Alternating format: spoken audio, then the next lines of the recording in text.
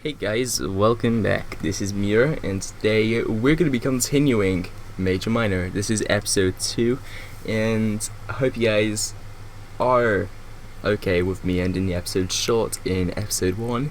The reason why I ended it short was because of some family occurrence came up, meaning that I had to leave pretty much ASAP. So all that's done now, and let's get back into it. So last time we left off, we were getting started in chapter 1, the Ark. So we're in the bullet train. Pretty interesting. I feel a rush of inertia as I'm shot back into my body. It was almost as if my spirit left momentarily. Who was that man? And what was the Ark? I scratched my head in sheer confusion and realised that these questions would go unanswered for now. It definitely wasn't a dream. When you wake up from a dream, you know it wasn't a real. That's not the sensation I was feeling right now. Something about all this was hard to shake off. I tried to ground myself in reality. I take in my surroundings, the noises, the people, my destination, Tokyo, Japan. It shouldn't be much longer now. I feel myself calm down, slowly but surely. The anxiety starts to replace itself with excitement, though many would argue what the difference is. Who didn't dream of going to Tokyo? It had to be on the bucket list of millions of people. I'm sure it is. And it was just the first of many places I'd visit on this best year of my life. Chapter 1, The Calm Before the Storm. I see two very familiar faces. I kinda like the second one, to be honest. I like the design. Good first and all. I tried my best to maintain my composure. A kind of pop star held firmly in my grasp. I wasn't one to drink energy drinks so leisurely, but I picked up something you might call an addiction. For a little bit more context, I'll say this. Popstar was a brand of energy drink made famous by an international pop idol. An idol who went on to hold a very interesting contest. Much like a golden ticket in the childhood stories of yore. There were two special cans. Those that found him won the honour of not only meeting Calais, but going on his world tour as well. Calais being the name of the pop idol, of course. So when I say I picked up something like an addiction, that might actually be an understatement. With the odds of winning being up there in the billions, it took a fair share of chugging in order to win this prize. Was it worth it? Purely subjective. At least, that's what I told myself in between jitters. Being one of the lucky two came with its consequences. As much as I was enjoying my internal line of thought, it quickly got cut short. I noticed that someone trips on their own feet and lands in a seat beside me. That takes a special kind of skill, doesn't it?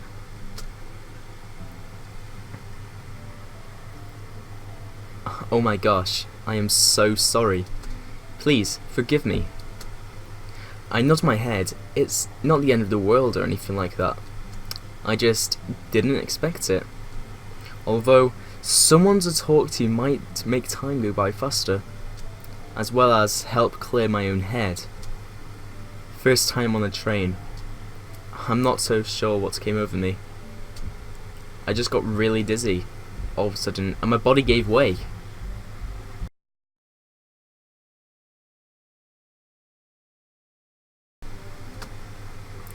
Sounds like someone has a case of vertigo.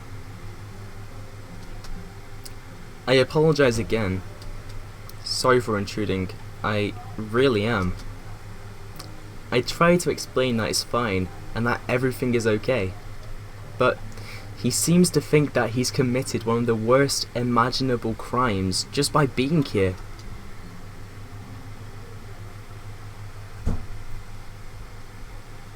Before he can respond, however, an alarm sounds loudly.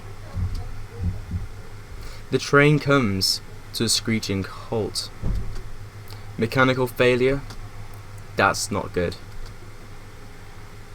Oh no. What was that? Are we going to die? I can't help but snicker at that. He's clearly one of those catastrophic thinkers. Good thing I brought a crunch, so I can be the one in power. If we're stranded here, of course. He goes to rummage through his bag. A bit of a bookworm too, isn't he? I decide to just sit back and wait it out. In situations like this, there was really nothing else you could do. I tried to think of how I could keep myself occupied while we wait. Locomotion? I'm not really used to saying that word, sorry. I can't use my phone for anything other than text messaging. The data roaming charges for those abroad are definitely substantial. And everyone back home is already asleep due to the time difference. My phone vibrates, and I go to look at it. Almost as if it knew I was thinking about it. It's Rook. He's the one I'm supposed to meet at the train station. He's wondering where I am. I'm not so sure on what to say, though. Do I let him know I might be behind? Or do I play it cool? You see, you don't want to cause panic, so I'll say I'll be on time. Not like he'll care anyway. I tell him that I won't be much longer. No point in having him worry over nothing at all. This will likely resolve itself momentarily. He seems happy at my response. Much better than having him worry I might be late. Arguably for the best, as he seems very obsessive. Jeez, man. And quite demanding too. But I guess he's a busy guy. Places to be and whatnot. I won't hold it against him. I see that Squirrel is also eagerly texting away. I put my phone back in my pocket and recline in my seat. I wasn't so sure exactly what Rook's relation to Clace was, but he had to be pretty high up there. I was only given concrete details last week. I was under the assumption that there would be limos and media coverage, but I was wrong. I was just being picked up by a normal guy named Rook. I wonder if he would go full on cliche and hold a large piece of cardboard saying Mura on it. Oh man. I really hope he will be okay. This has never happened to me before. Before? I thought he said that this was his first time on a train. That statement just now seems to imply otherwise. Well, as fun as awkward silences are, we should probably get to know each other. You know, in case we're stuck here forever. Oh, how fun that would be. You can call me Keela. I'm here to see some friends. What about you? What brings you to Tokyo? To be honest, it's nice to meet another English speaker. I speak about the same level of Japanese as a preschooler. I opened my mouth to answer him, but then quickly cut myself out. I definitely signed an NDA to keep my involvement in this contest a secret for now. But then again, what harm could it do? Keela here could end up being impressed with who I am. Maybe I could win him over as a friend. That would be a great thing to have while abroad. Shall I tell him or keep it a secret for now? You see, I am not too sure at the moment. Shall I not reveal my involvement with the Competition? I might as well include, well, say my involvement within the competition, because you never know, I could get a new friend. I decided that there's no harm in telling him why I'm in Tokyo. Rook and company would never find out. I recount the adventure I took to find the winning can. I end up rambling it a little more than I'd have liked. But he seems, well, he's clearly indifferent. Oh, that's pretty cool. Not the answer I was expecting, honestly. Happy for you though. I wish my life was that eventful. I'm just here to visit my brother. He was a big fan of Clace, actually. He would have killed to win that contest. I thought he said he was here to meet friends. Now he's here to meet his brother? That seems odd. I'm still really excited. It's my first time in Tokyo. Gotta hit up all the maid cafes. Of course. Typical tourist. What about you? Would you ever go to a maid cafe? I've heard they're just the best. Maid cafes? Those are much like restaurants in Western culture. However, your waitress actually stays at your table. You can converse with them, play games, get to know them. It was definitely a foreign concept to me. How do I respond to Keela? Well, I want a new friend, so I would say I'd love to. Cool. We'll have to see if we can keep in contact then. I have been looking at the tourist sites and found some places. I have plenty of time to check them all out after all. I'm here for a whole year. A year, That's about how long I'd be spending on this tour. Before I can question him any further, the train starts moving again. Sorry, a little bit of a stutter. Everybody standing up jerks back at the sudden motion. Keela beams a wide smile. Wow, I was scared for nothing. I really can't wait to get off. No comment? He sure seems like quite the character. If I did end up going to maid cafes with him, I'm sure there would be no shortage of zany conversation. Okay, sorry, I was making sure I said the right word. I wonder if the same could be said of Rook. No, more importantly, I wonder how he'd treat me when we met. He seems like an interesting guy. I'm sure he doesn't find out I broke my NDA. I want to make friends here, not enemies. I find it odd that I'm analysing my previous actions, as if I could have changed what I said and what I did. Perhaps it was because of that weird vision I had. I can control my own destiny, or something like that, obviously. What a ridiculous thing to comprehend. If I could control my own destiny, I don't think this is where I'd want to be. Or is it? At the exact moment I feel an intense pain attack my chest. More pain than I've ever felt before. It pulses with my heartbeat. It's unbearable.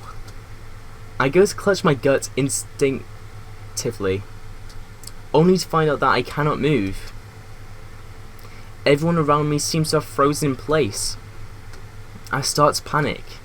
I go to focus on my breathing, like before, but I can't breathe either. Then you're dead then, aren't you? I sense someone behind me. And then I feel it.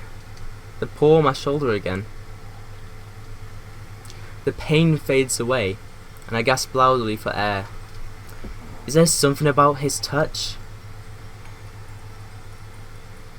Terribly sorry for earlier. Our meeting seems to have been cut short. Some would argue that the comedic factor of you leaving my side. You know, after the lecture about how you control reality. Am I that frightening? Don't answer that, actually. Either way, I sense a great deal of confliction and confusion inside of you. You think what happened earlier was a dream, yet now your dream stands before you. I am real. The Ark is real. And the power that you have, extremely real. I am not here to lecture you on the choices you have just made, or the words you just said. The power is yours to use, and you see it. However,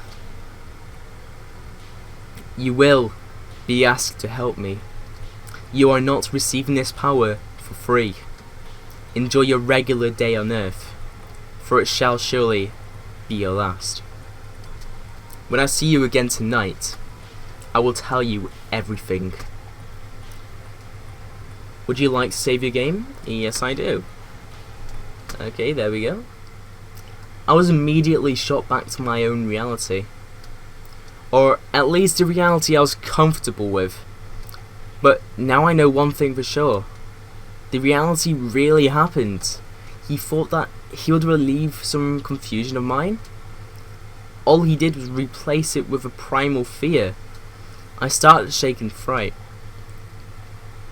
Are you coming? Keyleth stands before me, his luggage in tow. I noticed that I am also standing up. Wasn't I just sitting down, though? It appears that my body has moved on its own. How is it possible? Did I say something wrong? Gosh, I need to watch my mouth. I tell him that I did nothing wrong. I let him know that I lost my own train of thought. He seems to giggle as if this was a pun. I decided to take the credit for it.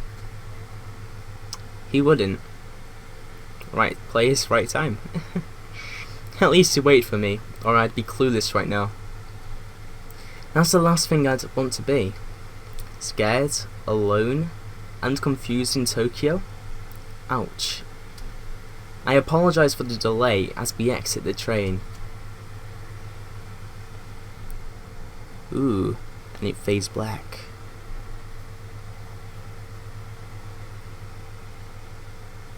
Earlier that day, in the courtrooms of Terra, a planet far from Earth, yet closer than was known to any.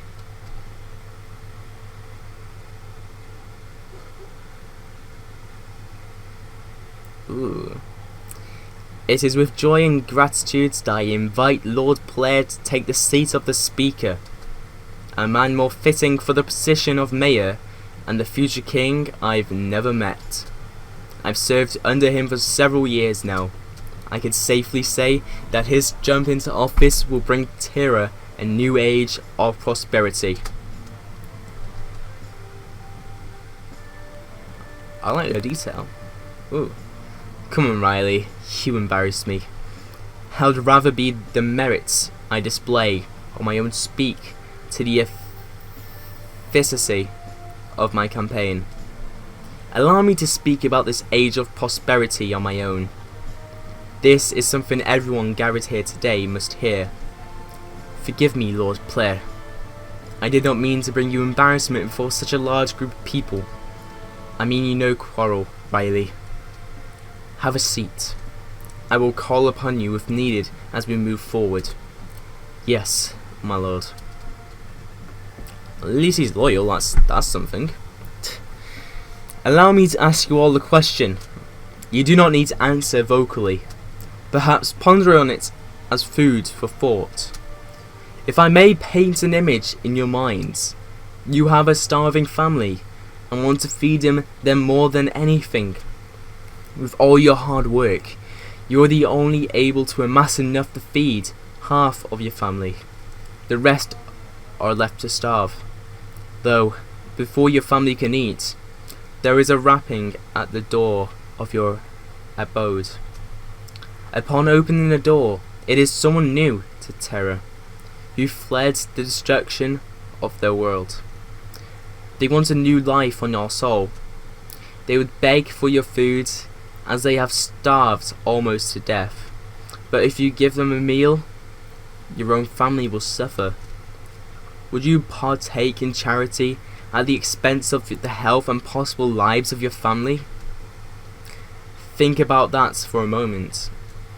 I believe most of you decided that you would want to watch your family suffer just to keep a stranger fed. So then why did you expect this of Terra? Why should a planet that is barely able to sustain its own citizens must be forced to part way with its precious resources? This is the one fatal mistake being made by those currently holding governance over Terra. The immortal king, Velasquez. You'd think that someone who has lived for over 1,000 years would have something I like to call common sense. A lacking trait in Terra as of late. Every immigrant that has accepted with open arms affects our reputation negatively. I do not want Terra to be known as lax. The more we accept into our world, the more we condemn ourselves to accepting through reputation and the word of mouth alone. At this rate, Terra will run out of resources and all of our citizens will die, regardless of their origin. A strict immigration law would help us keep things in check more efficiently. But we all know this is impossible, and that is why I vote for the player will end this problem permanently. A vote for player will keep us achieve severance. I'm sorry again. How many times have I done this now? Never mind. A destruction of the link between Terra and every other world. If elected, every moment of my existence will be dedicated to achieving the freedom of Terra, its right to live. Only then will we be free from harmful immigration. Only then will our resources truly be our own. That is all. Will there be any questions?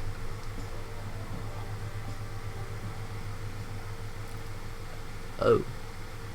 I have a question for you, Lord Play. If you're accepting, of course. Please speak, my child. My name is Kaelin. Do refrain from calling me child. Those that call themselves nobility and run for office have an overabundance of food. Why do you hoard and say we've run short? What? If everyone that call themselves nobility were to share with these immigrants, there will be no more issues. You are a single man, yet insider reports dictate enough food goes through your house to feed 20 or more people. Inside reports? Wouldn't it be more fitting for the rich to give to the poor, rather than expecting the poor to part with what they don't have? And why is your household in possession of such a large amount of food? The very same food that you claim is running short. This is why Lord Velasquez and anyone sensible running for office has brought forth the idea of tithe on the rich. I believe that your desire to separate Terra is not from a wish to keep it safe, but out of hate for foreigners. So my question is, what is the true reason you seek severance? And what gives you the right to say such things to your future king? Future king? Don't make me laugh. You're avoiding the question. Where is your proof?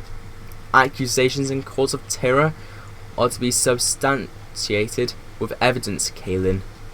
I laugh at the notion that I am hoarding enough food to feed 20 or more people. I, of all people, know the importance of giving and sharing with those in need. Really? Because of your entire speech just now was about how you wouldn't want to share with foreigners in need? All I've done is ask you the real question, that you seek severance. The fact that you've got so defensive is awfully suspicious. Your hatred speaks volumes, Lord Claire. I seek severance so that the Terra may be Terra. I seek severance so we do not have to share with any but our own inhabitants. I want Terra to thrive. At this rate, we simply won't be able to sustain our numbers for very long. I think about it. Even if you achieved severance, the worlds that you ruled over would still be full of immigrants and their descendants. How does that make you feel? Simple. They would become residents of the new Terra. We would rebrand ourselves and unite as one self-sustaining world. And how come this is the first we've heard of this new Terra? I feel like that should have been included in your campaign. Typical politician. Making things up on the spot and turning the negatives into positives. I appreciate your effort. I ask again for proof, child. Fine.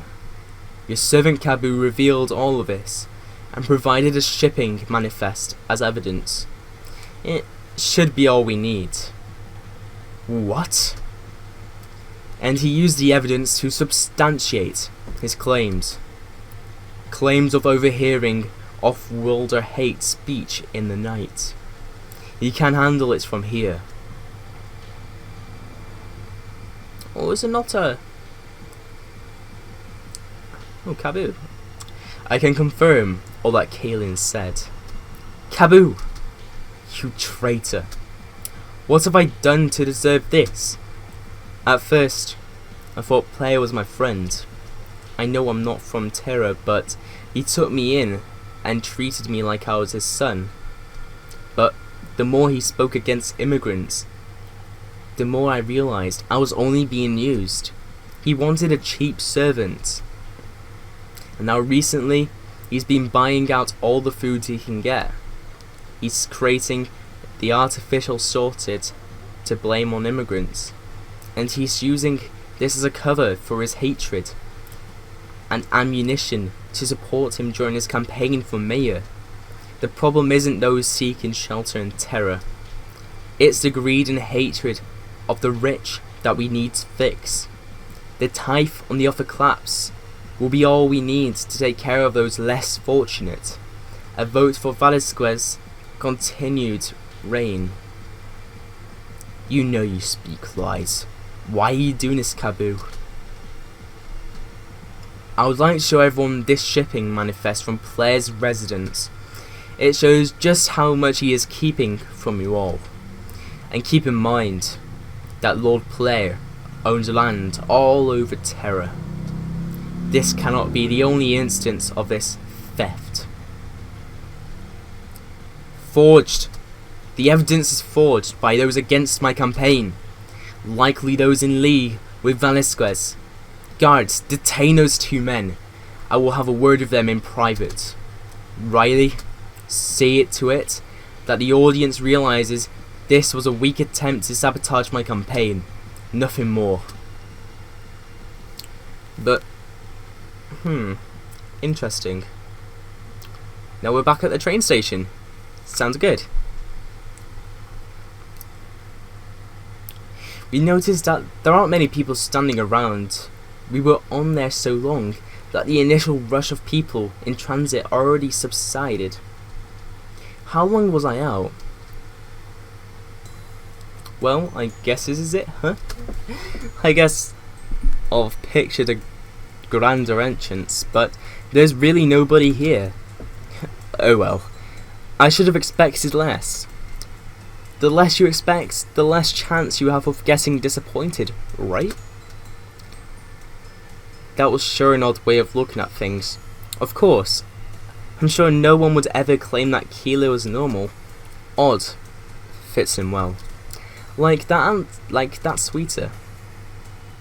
Not that sweater, I mean. I'm sorry. I keep on mispronouncing words today, so I'm sorry for doing that many times this video. Hey, pull out your phone. We should exchange numbers quickly, just in case. I'll make sure to keep you updated about the Maid's Cafe situation. There's some really cool ones I know about. He pulls out his phone and awaits my information. I pull out the phone from my pocket and do the same. It takes a few moments, but I enter his name and number in my contacts, and he does the same on his end. You got Keeler's contact information. Thanks, man. It was nice to meet you. So So, that's it. That's nice of you, Keela. He slowly starts to scurry away. I guess most of our correspondence from now on would be over text message. At least, I hoped it would. Getting phone calls is weird in this day and age. I wonder where I'm supposed to go.